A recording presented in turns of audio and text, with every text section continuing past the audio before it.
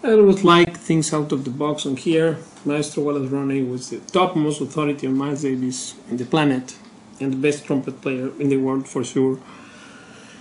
He will say something which is really out of the box because the fusion of rock jazz is attributed to Miles Davis, although now I understand why John Mc Laughlin had such a big regard for Tony Williams, because he's saying that Tony Williams gave him the idea and then Miles executed it.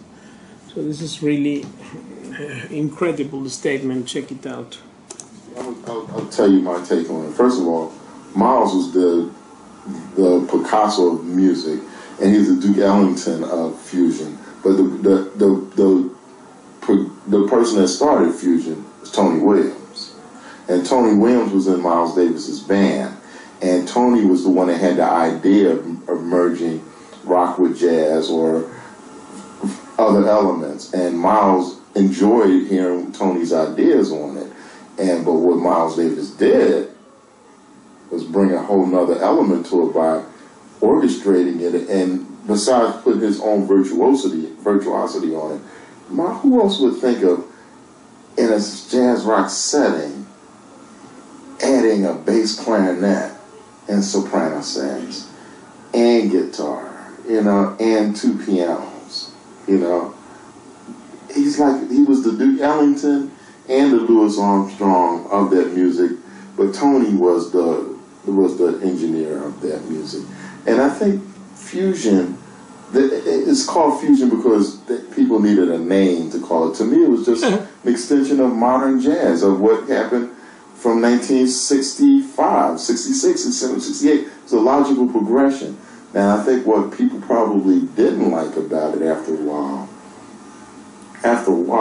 maybe it became pandering too much to commercial R&B. That's what I think. And even that's nothing wrong with that.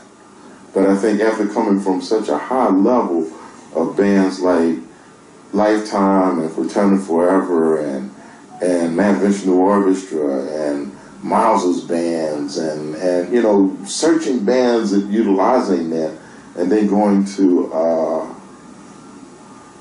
more instrumental pop, that might have turned people around. Maybe, no disrespect to those bands, but Spiral Gyra and Grover Washington, that's a lot different than Returning Forever, you know. So I think that might have been the thing. And then another thing I would say too, I loved every aspect of the development, but there might have been people that felt that they didn't need to go this way because jazz had its own identity, and why did it want to go over there and be like another identity? So and I understand that aspect too. I did. As a kid, I understood it, but I also, the creative aspect of the merge was like, it was something else. So, you know. And the music was evolving with society. And society, if you recall, there was a narcissism that entered society in the 80s. Saturday Night Fever, you know, hey. This whole, you know, the look about things, and the look almost became more important than the content, because to a certain degree that's still true today. Now, don't misunderstand me. There's some wonderful musicians playing great music out there, but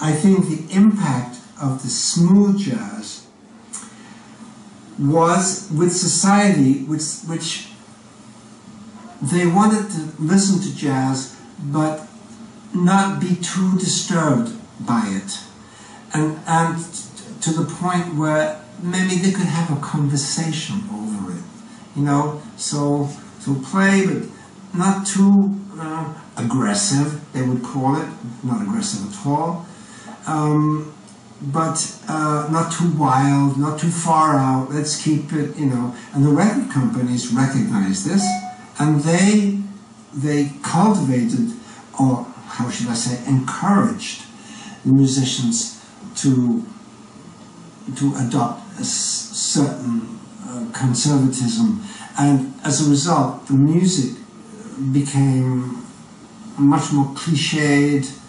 The drummers were just like doing a simple 2/4 backbeat. You know, I mean, what is that? I mean, the drummer is the heartbeat of the band. He has to be free. He's, you know, and we all go with the drummer. If the drummer's free, then we can be free also. But just to play over 2/4, and this is what it became with this kind of smooth, funky jazz. And the soloists, as a result of the drummer being almost like a drum machine, became automatically more conservative, because what can you do against the 2/4? You know,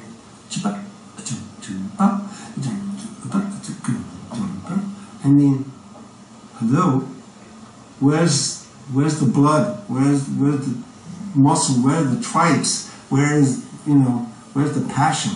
It's gone. It's all gone.